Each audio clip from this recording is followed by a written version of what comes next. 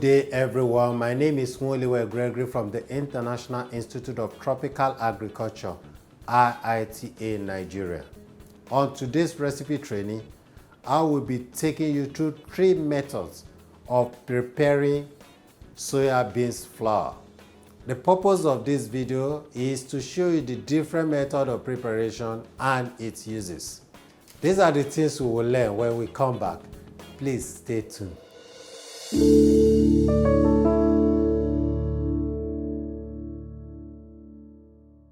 Welcome back. Remember, this video is to show you different methods of preparing soya bean flour. The 3 types of soya bean flour commonly found in the market are the infant soya bean flour, the roasted soya bean flour, and soya bean full flour. To prepare infant soya bean flour, of course, what we need is soya beans. So you take the soya beans, you salt it. After salting it, you soak it for 16 hours. Thereafter, you take it, dehull it, and wash it. After washing it, you pour it into a strainer to drain off the water. Then you take it to the fire and pour and parboil it. You parboil it for 25 to 30 minutes. After parboiling, you wash it again and drain off the water. Thereafter, you take it to dry. You can either dry it in an oven. If it is an oven, you dry it at 50 degrees centigrade for 18 hours, or you take it to the sun. You raise a platform and dry it on this platform for 2 to 3 days. Thereafter, you now blend it and get your infant soya bean flour. You can store it in an airtight container that will further be used for infant food.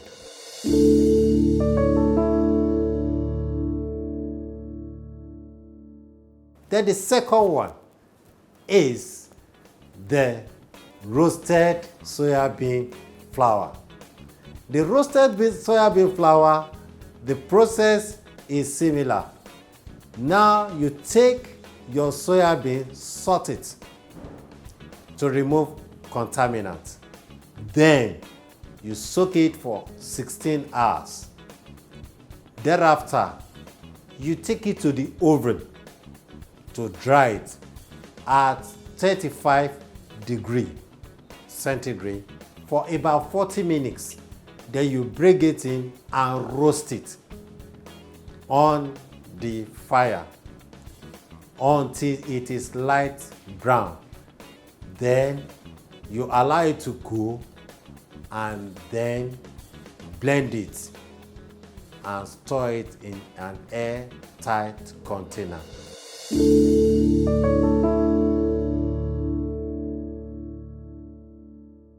The soya bean full flour.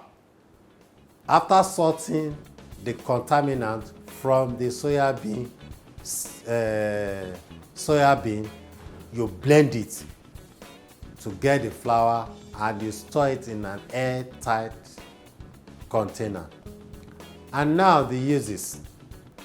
The infant soya bean flour will be used in making infant food, while the commonly used one, which is the roasted soya bean flour, we can use it to make different soup, and we can also use it we can also mix it in warm water and drink. While the soya bean full flour is used for making soya milk. As we go on in this recipe training, we will use it for making soya milk. Now, the differences is to target on how to remove the anti-nutrient. The anti-nutrient which is fight it reduce or prevent the absorption of nutrients such as calcium. Now, in conclusion, you can see the different methods of preparation of this soya bean flour. The infants took a lot of processes. The purpose of preparing this infant soybean flour this way is to remove anti-nutrients, which can prevent the absorption of some minerals such as calcium, zinc, iron, and magnesium. And also, it can affect the immature trypsin, which is called trypsin inhibitor, normally found in children.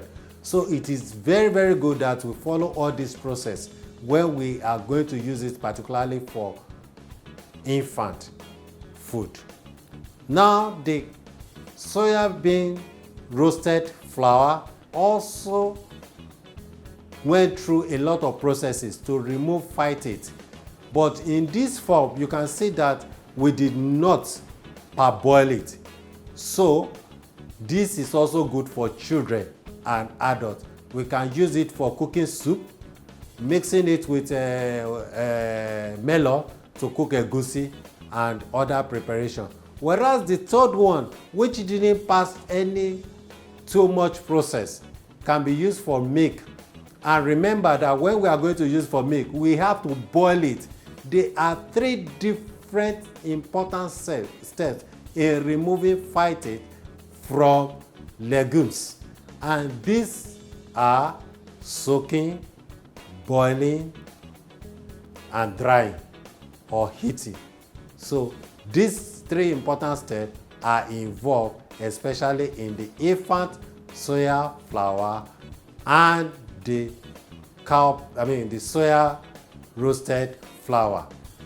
In this conclusion, I will be thanking you for listening to this episode, and thank you very much.